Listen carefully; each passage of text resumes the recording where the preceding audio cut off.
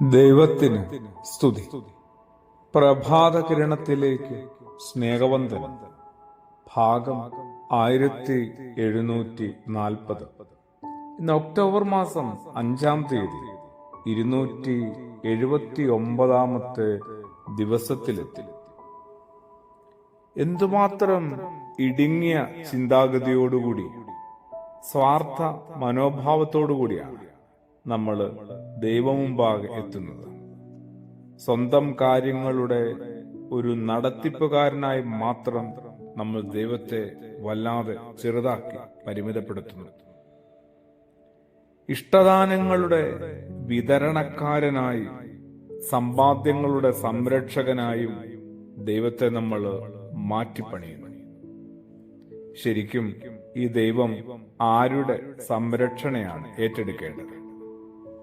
പാടത്ത് വിത്ത് വിതച്ചിരിക്കുന്നത് കൊണ്ട് മഴ പെയ്യണമെന്ന് പ്രാർത്ഥിക്കുന്ന കർഷകന്റേതോ, അതോ വീട് ചോരുന്നത് കൊണ്ട് മഴ പെയ്യരുതെന്ന് പ്രാർത്ഥിക്കുന്ന അയൽക്കാരനെയോ?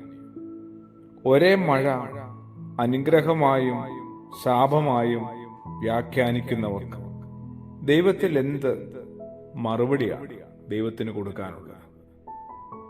ആലോചിച്ചു നോക്കിയാൽ വലിയ ഫലിതമാണ്.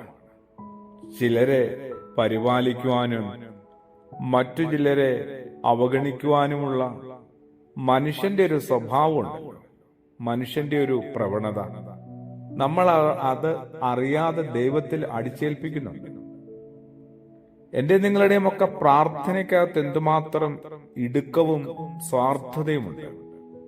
മറ്റുള്ളവർക്കെല്ലാം എന്ത് സംഭവിച്ചാലും സാരമില്ല, എനിക്ക് മാത്രമെല്ലാം അനുകൂലമായി മാറണമെന്ന ഒറ്റ ശാഠ്യത്തിന് മീതെയാണ് എന്റെ മുഴുവൻ പ്രാർത്ഥനയും ആരാധനയും ഒക്കെ. പ്രാർത്ഥനകളിൽ നേരുണ്ടാവണമെങ്കിൽ, കുറച്ച് നന്മയുണ്ടാകണമെങ്കിൽ അത് അവരന് വേണ്ടി പ്രാർത്ഥിച്ചു തുടങ്ങും.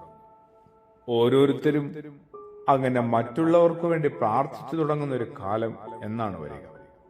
നീ ഒന്നും പറ്റില്ലെങ്കിൽ അവനവന്റെ കാര്യങ്ങളൊക്കെ പറഞ്ഞതിന് ശേഷം ഏറ്റവും ഒടുക്കം നമുക്കറിയാവുന്ന കുറച്ച് മനുഷ്യരെ പ്രത്യേകമായി ഓർത്തൊന്ന് പ്രാർത്ഥിച്ചു തുടങ്ങാൻ പറ്റും.